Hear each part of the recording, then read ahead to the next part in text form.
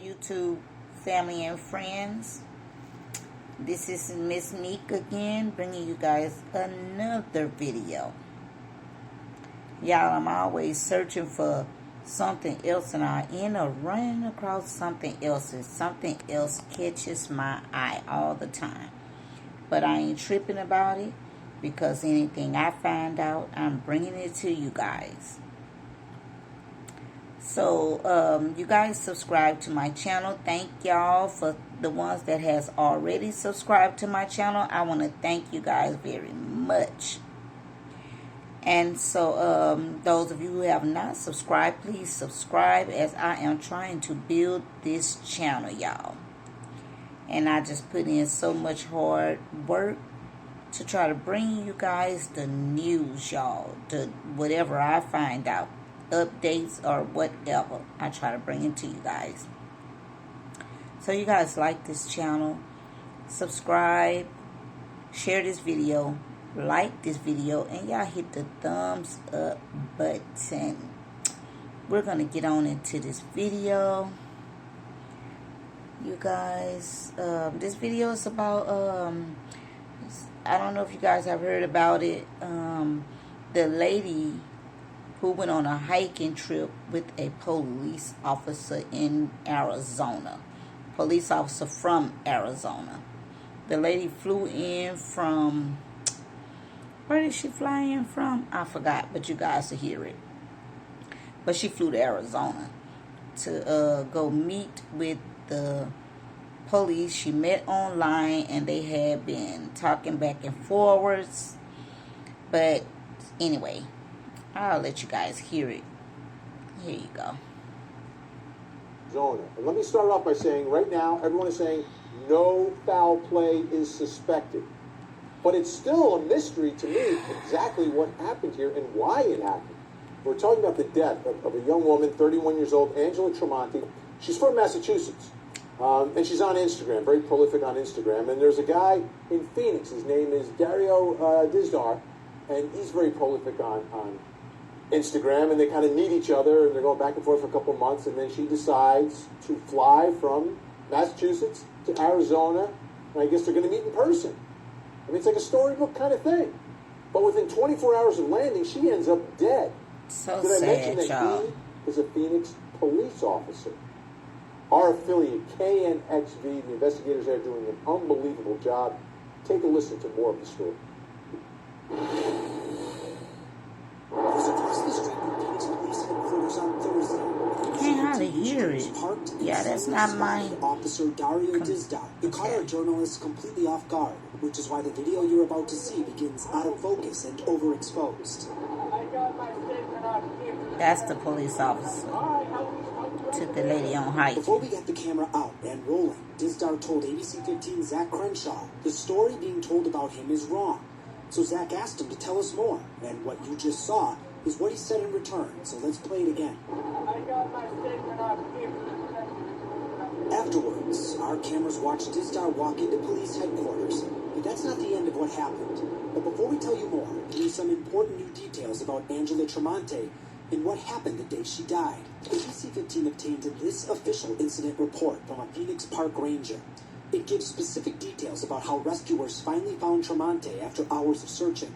Quote, Fire was in contact with Phoenix police and had them ping her phone. When that wasn't enough, Fire was able to have a friend of Angela use an iPhone application to get a more accurate ping. By narrowing down the area, PD units went door to door, knocking in the neighborhood. Angela's body was found in the backyard of this home on the side of Camelback Mountain. And while the park ranger's report clears up how she was found, Now get in the it also backyard, raises more y'all. questions. The most obvious, if her phone was on, why didn't she call for help? But it also raises concerns about the evolving story we're getting from police and fire officials. Here's what Fire first said at the scene about this officer. He's been living here for a while, he said, and he's very familiar with this mountain. Says he hikes it at this time of day, all the time, from the top to the bottom. Then this week, fire officials called our newsroom and asked us to stop using that soundbite because they misunderstood Dizdar. They claimed he hadn't hiked Camelback in years. He got lost himself on the way down and had to Uber back to the parking lot. But in the park ranger's incident report, it states Dizdar told the ranger Quote, he was local and did this hike all of the time. And remember, the officials say neither Dizdar nor Tremonti brought any water. Halfway up, she becomes overheated, wants to turn around. He tells her to turn around, go back down to the parking lot. He continues up to the peak, makes his way up to the top, comes all the way back down to the parking lot. She's not here. Tremonti was from the Boston area. She flew in to meet Dizdar for the first time. The two had been chatting online. So there's a lot more our news crew wanted to ask Dizdar when he came back out of PD headquarters. Instead, Phoenix Public Information officers came out with his keys and moved his car. A spokesperson told our reporter it's because they didn't want anyone to recognize his vehicle. All right, now, there's a lot to talk about in this story. But the first thing that's very obvious to me is if they're hiking this mountain together, she's not feeling well, so he tells her to go back to the car and he finishes the hike. She flew from Massachusetts to Something wrong Arizona with that to story. meet him. There's no chivalry whatsoever. I mean, and again, no foul play suspected here, but my goodness. I mean, this young woman flies across the country to meet you, and within 24 hours you're taking her on a hike without water, which is not smart anyway. Isn't that a desert? And then when she's not feeling well, you let her go off on her own and you finish the hike? Like the hike is more important than the woman who flew across the country to see you? Right. I don't understand that. I don't either. But no foul play is suspected. Let's bring in our guest tonight. Joining us in Jacksonville, Alabama, professor of forensics at Jacksonville State University, forensic media. Y'all, they keep saying that no foul play was committed. He's a police officer, so he have a lot of knowledge. But the thing is, if he don't have water, she don't have water, or maybe even, nobody was on that trip but the two of them. So maybe he probably did have water, and he probably had water for the both of them. But his intentions was not to bring her back from the hike. So he probably just didn't give her no water. We never know. He did that on purpose. He dehydrated her, to make her lose consciousness, and to, what else is it that, discombobulated, or, whatever. But we'll hear the rest of the story, y'all. But that's the foul play right there. He dehydrated her. Shit. Analyst and former senior investigator for the Fulton County Medical Examiner's Office, Joseph Scott Morgan, is with us. And in San Diego, California, retired director of the San Diego Police Department Crime Lab, Jennifer Shen. Welcome to you both. The whole thing I just said, let's put that aside for a second. To me, that's the very obvious part of this story that I don't understand, right? But let's get into what happened here. Joseph Scott Morgan, I want to start with you because this is a big part of it. She had just flown, and I guess within 24 hours is in a hike in the desert without water. Flying and being dehydrated kind of go hand in hand, is my understanding. Explain to us what could happen to someone if, in fact, you're in the desert and you're starting to get dehydrated, and you've got a phone that's working, but you don't use it. Well, if you're dehydrated, which is what you could potentially be looking at, you're talking about disorientation. Disoriented, you're talking y'all. about That's what I tried to convulsions, say. perhaps. Severe stomach cramping. It all depends on how diminished she was physically, Vinny. And I got to say something here. They don't call it the Valley of the Sun for nothing, particularly this time of year. Many, many years ago, when dinosaurs roamed the earth, I was stationed in Arizona in the Army, and it's brutal. This weather's brutal. And this That's young the man, bastard this police officer. He should know better than anybody what that environment is like. You take this young woman who flies from the East Coast from a completely different environment than this and introduce her into this environment. You don't supply her with water. It is a deadly, deadly combination. It doesn't make sense to me. Jennifer Shen, let me ask you about where she's found. She's found, it seems, in someone's backyard towards the base of the mountain, and they were able to track her down because her phone was still on. So they were pinging it and found her that way. What are the things that you would look for at the scene where she is found? Well, I mean, it certainly seems like she made her way there, and I totally agree with everything that's been said. If you're dehydrated, you're confused, disoriented, you could be in some severe physical distress. So, I mean, I guess you'd be looking to see, where that house was in relation to the bottom of that trail, what kind of physical injuries she may or may not have. But, I mean, I just absolutely can't understand why you would go on a hike in Phoenix, Arizona area at this time of year with no water. It does really, really make you wonder what was going on there. Yeah, I don't know why you would go on a hike with water this time of year. For real. Joseph, the other part of this is a lot of her friends have been speaking out to media in the Boston area, and a lot of them are saying, she was like a fitness person. She didn't go anywhere without a gallon of water with her, and it doesn't make sense. It just doesn't make sense. So, are there any?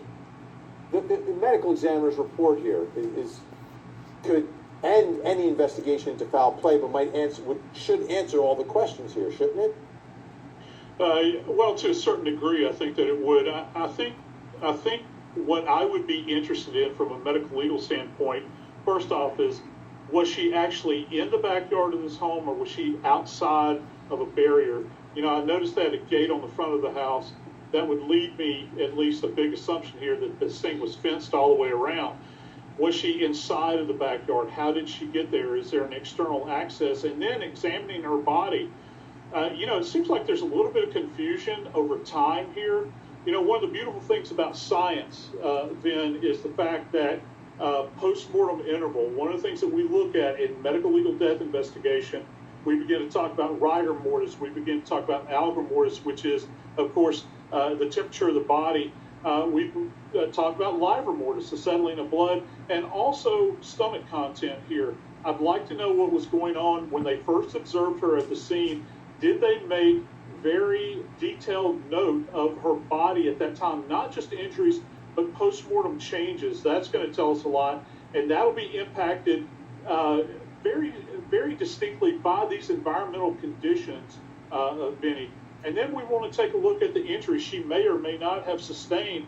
What did her hands look like, her arms, her knees, her legs? Was there any bruising underneath her hairline? I'd like to know what's going on relative to any kind of trauma that can point us in a very specific direction. Now, more revelations. Again, our affiliate KNXV doing incredible work. This officer, Dario Dizdar, did get into a little bit of trouble, a little bit of hot water about 12 years ago, and there's an internal investigation report on that. I want to put it up on the screen. On September 5th, 2009, at approximately 00:15 hours, while off duty, Officer Dizdar gave false information to an officer of the Glendale Police Department during a criminal investigation. Now, some more of the details about this investigation. The officer questioned Officer Dizdar about Officer Dizdar's friend who had allegedly been assaulted earlier outside of the bar. Okay? Officer Dizdar identified himself as a Phoenix police officer and then provided a false name and date of birth to the Glendale officer. Officer Dizdar also intentionally provided an incorrect phone number for the victim to the same Glendale officer.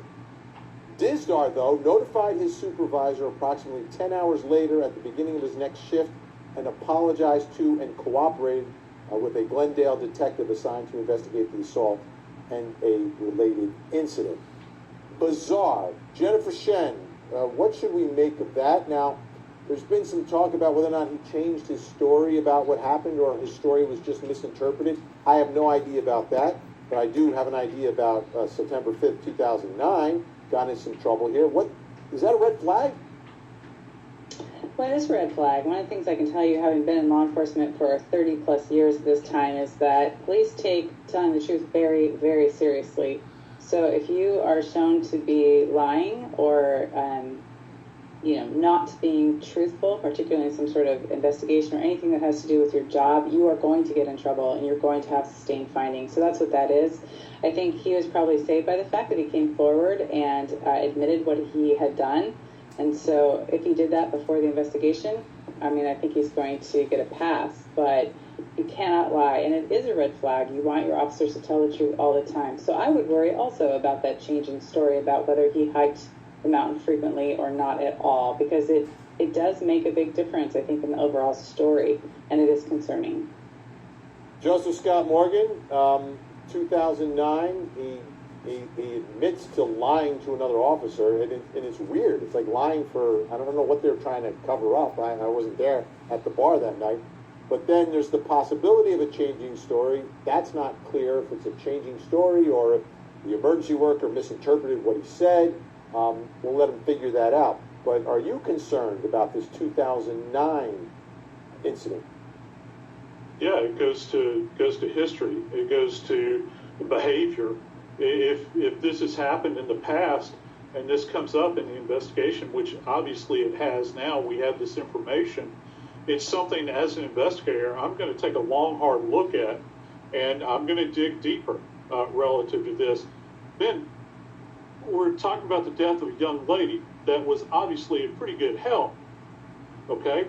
So you've got somebody that is the first-hand witness here, the individual that was last seen with her alive.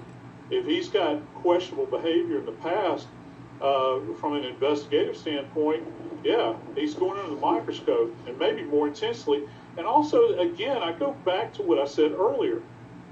Some people obviously ought to know better. If you're a police officer, if you're practicing law enforcement in this environment, how in the world are you going to justify taking a stranger that's not familiar with this area out into this remote, I say remote, but it's near Phoenix, obviously. But, you know, all you got to do is step out a little ways, and, man, you're out in the middle of no man's land out there, and you can't hydrate yourself. I mean, how many times is that preached over and over and over again? That's why I say he should have known better. Okay, y'all, so I'm going to stop the video right there. What do y'all think? What do y'all think about this police officer? Sociopath to me, that's what I'm thinking. And he done dehydrated this young lady, done got her all confused, you know, just had her all the way messed up. You know, and took her way out here in the hot desert and did not give her no water. It doesn't have to be physical foul play, but it's mentally foul play. But y'all let me know what y'all think about this story, about this police officer and this lady. Again, women, we as women got to start making better decisions.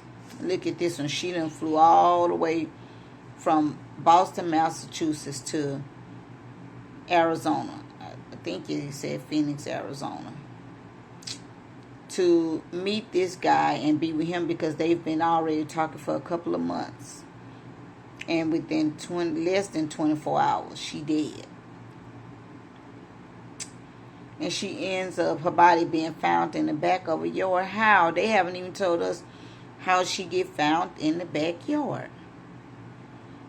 But I guess I'll keep a close eye on that so that I can get updates on this case. On this case. So y'all, let me know what y'all think about this video. And I'll read your comments and I'll reply. Y'all subscribe to this channel. Those of you who have not, y'all like this video, share this video, and y'all hit the thumbs up button. Now I'll be back with another video. Until then, y'all be careful. Y'all take care. Bye.